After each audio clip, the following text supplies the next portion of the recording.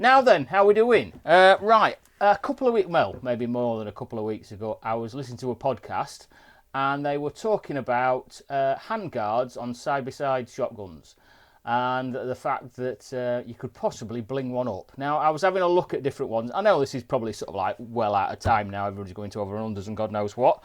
But I managed to find myself one, and probably all the ones I found were sourced in a black, to be honest, not fantastic leather. This one's one of the Bisley ones, 12 gauge ones, and I reckon that you could bling them up a little bit better to make them sort of like a bit more personalised. The only problem is I didn't know what the sort of like the bit on the inside is, so I had to go and purchase my own one, so I managed to find one on the old eBay. And then it's a case of what I'm going to do with it. So I need to make a template, so I think I'm going to have to strip this one down, and I went and got myself a couple of colours. So let's get these out of here. I've got basically a nice sort of like bright pink and purple. There we go. So a couple of pieces that should be more than enough to do with this. I would hope so. Roll it over, maybe able to do a couple of them. And I'm going to use those as at least the outer piece somehow. I ain't decided if I'm going to put it pink as a base colour and then make a border or something like that with this purple colour.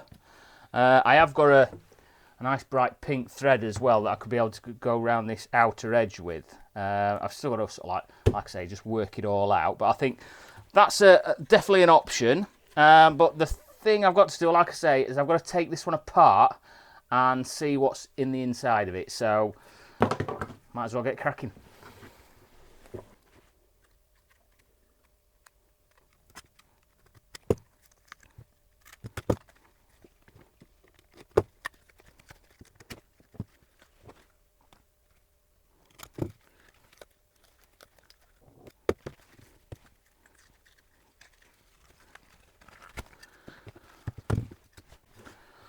Right, so that's all those split into three. So that's the main bit that I needed. I didn't know where else I could get something like this from. Ooh, that's nasty. I can see that it's been stitched with a sewing machine and it looks like it's just gone through these edges here.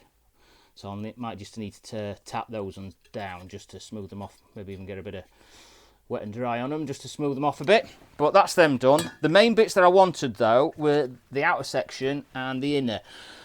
My next job is to make a template of these, so what I'll do is I'll put them onto a piece of card, lay them all down, and then draw around the edges. I'm going to put a little bit of an overlap, because once I've done that, I can then, well, once I've put it all on, I can trim it all down to make it all nice and neat. So I think that's what I'll do. But I've got to, like I say, find some cardboard, and I'll draw them out.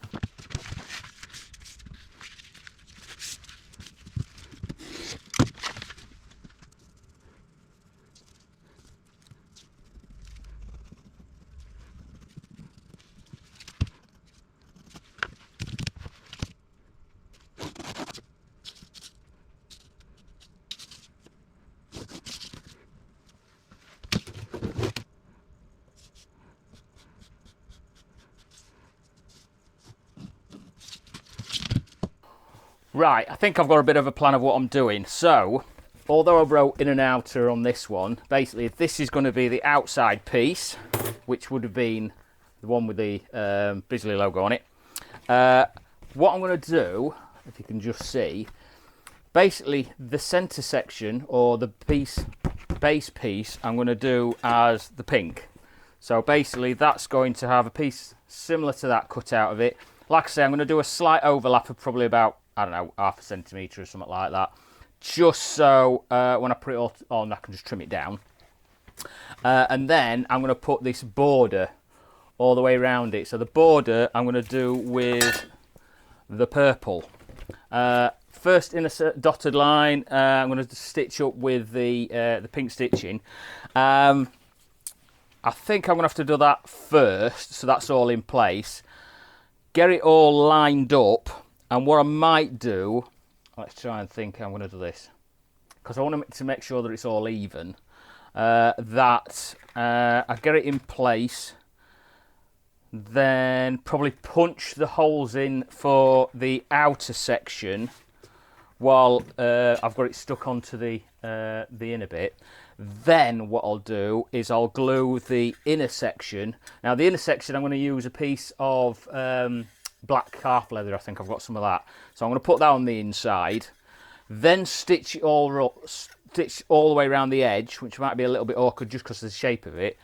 But then I can trim it all down. So it's basically, as long as I get this outer section correct, the inner bit I can sort of like, because it's all one black piece, it should be just fit it in together.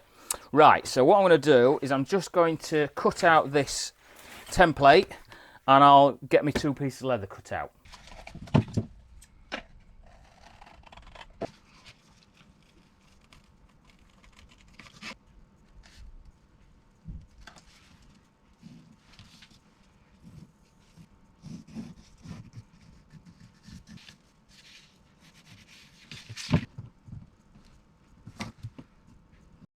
Right, I've done, basically, I've drawn it out on there. I've drawn it out on the purple as well. I've also started to, basically, I've cut out the centre section. So I've got the outer border template here. Now I'm sort of thinking, at what point do I put this, or rather, cut it out of the centre bit? I've already cut one section, but I'm thinking, I might not do that first. What I might do is just go around with the pricking irons, if I just get them out of this box here, just while it's sort of like all in, I would say, not quite all in one piece, but not because it's quite a flexible material. I don't want to cut it and then not be able to sort of like pierce it all properly how I want it. So what I think I'm, like I say, what I'm going to do is I'm just going to go round with my pricking irons, just so I've got an idea of whereabouts I want to put my stitches. And then what I can do is I can then stick it onto there, and then hopefully cut it all out.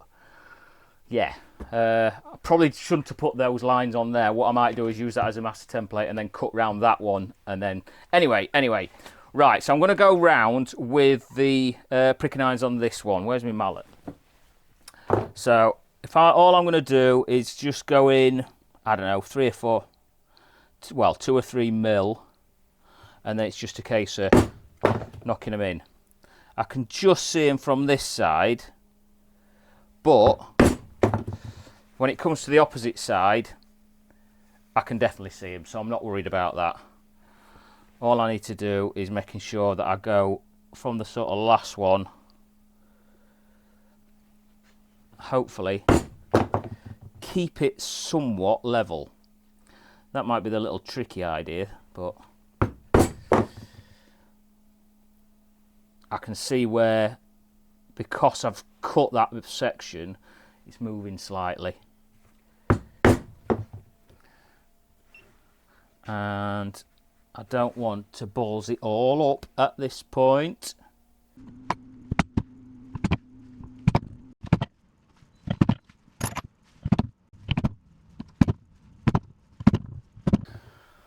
Yes, that was definitely a lot more trickier than I thought it was going to be. Right, what I can do now is cut all these out. Now I do have a pair of Whiteley's leather scissors, which might be the better option. There we go. Cut out. Right, what I might do now is just, I think I'll just cut that section out altogether. Well, just cut the around it. Give me some plenty of space.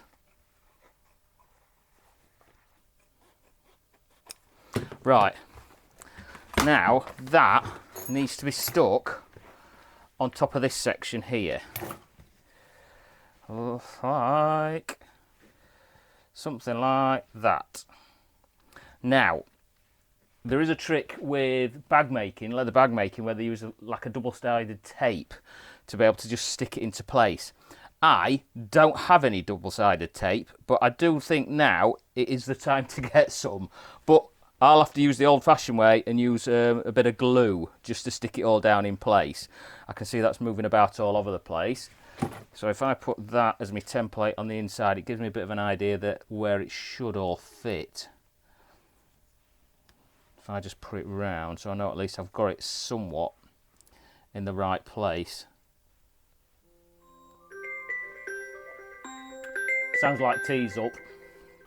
Right, this stuff is contact adhesive. You're supposed to let it dry out before you stick them both together. However, because I'm only putting it on just as a, basically to hold everything in place, so the actual fact that it's gluing isn't that important. So what I'm going to do is I'm going to put it on now, just to help me manipulate it into, to get it where I want it, basically. So I can see this being really awkward anyway. Take that out of row before it starts getting stuck to everything. And I'm just going to put it where I want it. Now one thing I don't want to do though is stretch it too much, because then it'll all be out of place. There we go, if I can get that in the right spot.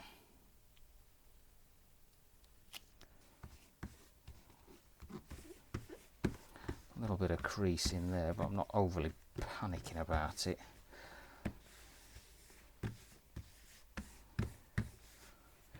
So if I get my template, wherever I put my template, there. So that should go somewhere over there like so. Ah, that bit ain't cut out quite nicely, but never mind, never mind. I'm sure once it's all together, it'll look fine. Right. I'm going to let that glue now while I go for my tea, and then I'm just going to pierce all these holes again, and then I'm going to stitch it all the way around with the pink stitching. So we'll see what that looks like. I'll see you in a minute.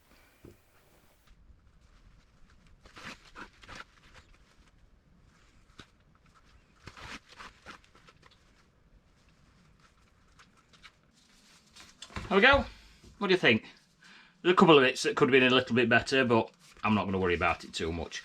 Right, the next tricky thing is to be able to get it so it glues in properly, which is somehow like so. So that stitching needs to be, this stitching should give me a bit of an idea where it needs to be, I think. Press that on. Right. Now I've got to roll it round. That stitching's pretty much at the top. See, that stitching's a little bit lower.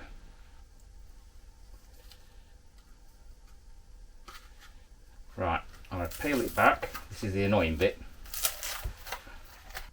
Yeah, I think that I'm happier with. So, wrap it all the way round. What I can do is I can take some of this excess off. So if I take it back to that purple leather. Right, I've actually skipped ahead a little bit now. So I've got the leather, black leather on the inside. It still needs trimming up and what have you. But I think what I'm going to do first is I'm going to go around and put the second row of stitching in. Now I think I trimmed this section here a little bit too much, so I ain't got much to play with there, which is a little bit annoying, but never mind. I'm sure we can all live with it. I think once I get it stitched, I'm going to see if it's possible to sand these edges down. Because it's chrome tan leather, I'm not entirely sure how well it'll do, but can all but try anyway. So yeah, let me try and work this out.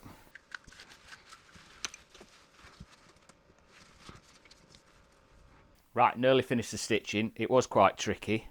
I've opened it up slightly, just widened it off, but I ain't done sort of like the full, what I'd usually do for a saddle stitch where putting the knot in, because I think that's just a little bit too tricky. So all I'm doing is just going backwards and forwards.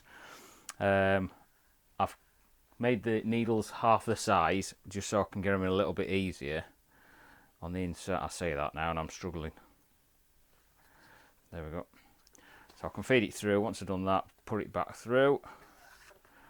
Just give it a bit of a tighten on that one. There we go. Give it a bit of a tighten. There we go. Stitched all the way round. I just need to put a couple more threads down just to lock it off, and then just cut them and just smooth them down. And then I've got to try and work out how to do all the edges.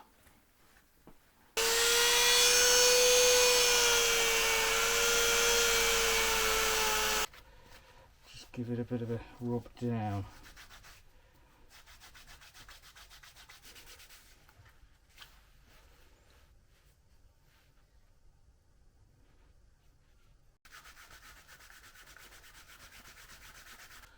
I think that'll do with that one. Like I say, it's a bit of a sort of like trial and error. A few things I would do differently for the next one, for definite. I think the choices of, I think that pink would probably stay, but I prefer to put a different leather on the boundary section. I like my veg tan leather because it's just a little bit stiffer and a bit, you can sort of like manipulate it a little bit easier. It's very difficult when it's quite soft leather. But yeah, calf leather on the inside. Now, all I need to do now is find somebody that would want a pink and purple barrel guard. I don't know if I'll find anybody anywhere though.